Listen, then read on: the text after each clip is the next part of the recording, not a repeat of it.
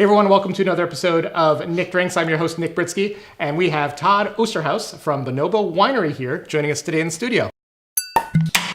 Nick Drinks. Hey, thank you so much for coming out. Yeah, thank you. You are based up in Traverse City. Traverse City, Old Mission Peninsula. Okay. We always talk about Traverse City and the two different peninsulas, but we're on Old Mission. Kind of up in here. Yeah, that little area, put the hand up and all that good stuff. So talk about Bonobo. That is a monkey primate. Interestingly enough, it's its own species. Oh, okay. It's kind of like one of those weird subspecies that the animal people kind of go into. Okay. But it's over 98% human DNA. Okay. So, we went into this whole thing of trying to name a winery. My brother and I started the winery back in 2008. We started talking about it. And 2010, we planted our first grapes. Okay. And so now we're just getting up to the prime time right now. They've gone through their growing years, so to speak. But the Bonobo, we wanted to have this fun name, kind of something to remember. As far as I know, there's never been apes in Traverse City. And my brother was looking at a National Geographic, and he saw the Bonobo's ape. Okay. And so being so close to human DNA and just being this loving, accommodating ape, we thought it was great. It goes with our culture at the winery, where you can sit down by a fireplace, sit on some couches, have a great conversation, and kind of get involved with everything, and we'll take care of it. So you have two lines here. Talk about what we have on the table, and then we'll go into what we're tasting. Sure. Well, we have Bonobo proper, and that's 100% from our estate. Okay. And we have 23 acres that we bring that in from.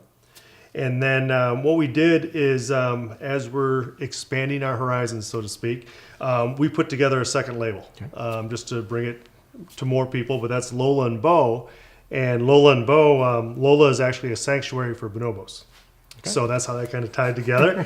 And then if you, when you come to our winery, we have a huge bonobo on the outside, and we call him Bo. Well, why don't we start with the Pinot Gris? All right, we can do that. Do the honor. Sure. Any glass you want to choose there, or are you okay? I don't know which ones are white, which ones are red. I think they'll work either way. So what are your thoughts on stemless versus stemmed? Because Nick Drinks can't afford these stemmed glasses right now. Okay, I see. Is that okay, or what do you think? That's totally okay. The thing with glasses is the actual bowl shape. Okay, and the reason you have that is you want to release it's the oxygen. Okay. And it starts to oxidize the wine and starts to release some of those flavors. So you see people swirl. They don't just do it for a good time. They actually do it because that's going to release those flavors. Okay. It's going to start to open up a little bit. All right, well, let's dive in. All right, cheers. Thank you for coming out. Yeah, thanks for having me. So what should I be smelling in here? You're going to smell grapes. Yeah, absolutely. No, what you're going to get... tropical and kind of like, so it's really those fruit flavors. You get maybe a little of peach that comes out of that. Absolutely. You're going to get a little bit of maybe a green apple that comes out in there as well. So it's more of a stone fruit. And the funny thing is people talk, they go, how'd you put that in there? It's not in there. It's natural from the grapes. It's in the soils, whatever you do with the yeast for the fermentation process, and the different clone selection that you do have for the different vines. Okay. So that's going to bring out those flavors. So it's not added. It's actually there. Interesting. All right. Well, let's...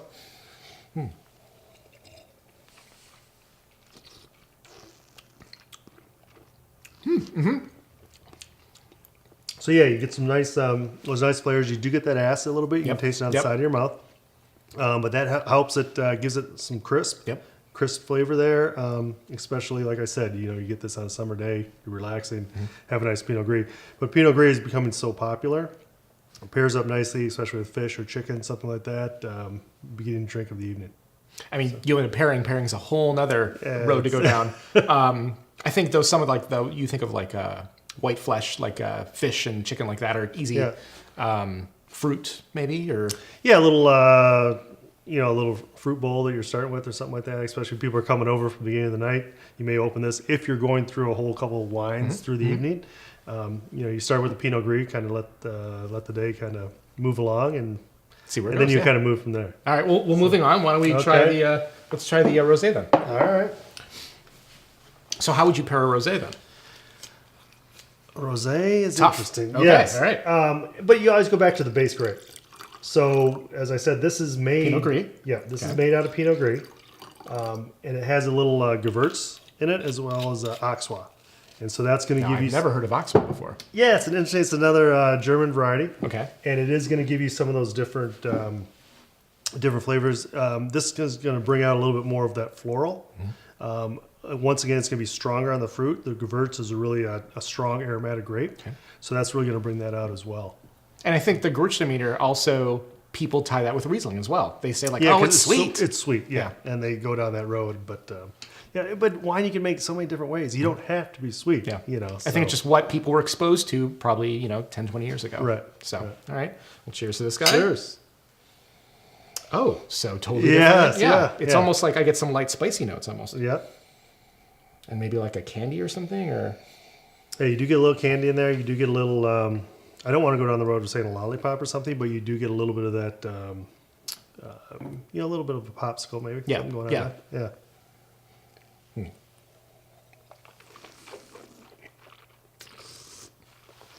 Oh, that's good. Yeah, so dry. Dry. You do get like a little, maybe like your mind's thinking about some sweetness, but... But once again, it's not that overpowering sweetness. Yeah. But yeah, you do play little tricks and you think, well, it's sweet. But no, it's not sweet. Especially the finish. And with wine, you want to make sure that you get a good mouthfeel all the way through. You think you're taking one sip, but really there's the beginning, the middle, and the end. And you don't want to be going like this as you're drinking it. You want to make sure that it's a nice rise and nice finish, and just kind of lingers a little bit, but not too long. So with wine, I've also heard, with any of the tasting, I've heard you kind of take one sip to, which we're not doing right now, take one sip to kind of reset your palate, and then do another to really kind of appreciate it. Yes. Do you notice a difference with that? I mean, you're probably a little more professional than I am. Not very professional, but anyway. No, you do, because it kind of cleanses your palate, kind of opens it up a little bit, and gets those your taste buds kind of working, and especially when you're eating food.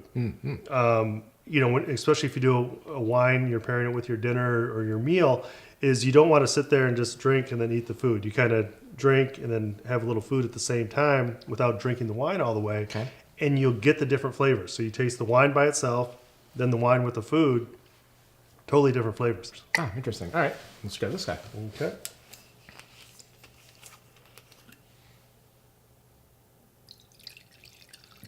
So fancy here. Try to be all professional and everything for you.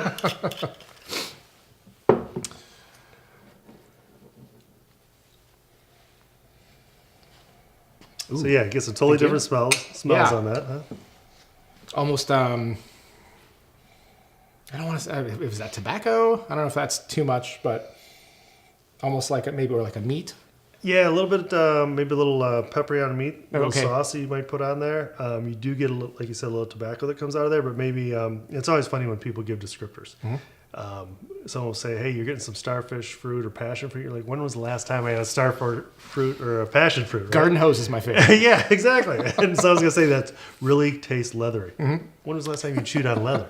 But you do get some different flavors, and especially if you're starting out drinking wine, you'll sit there and say, I taste something, but I don't know what it is. So you're going to have to turn to your friend and say, what do you taste? Or can you tell me what I'm tasting? Or ask the person that's serving the wine, because you want to know. And it's supposed to be that whole experience that you go through. So it's always hard, because no one ever sits at home and says, let's try this flavor. Let's try this flavor.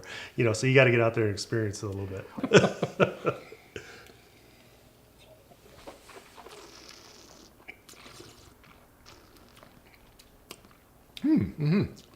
So a fun red.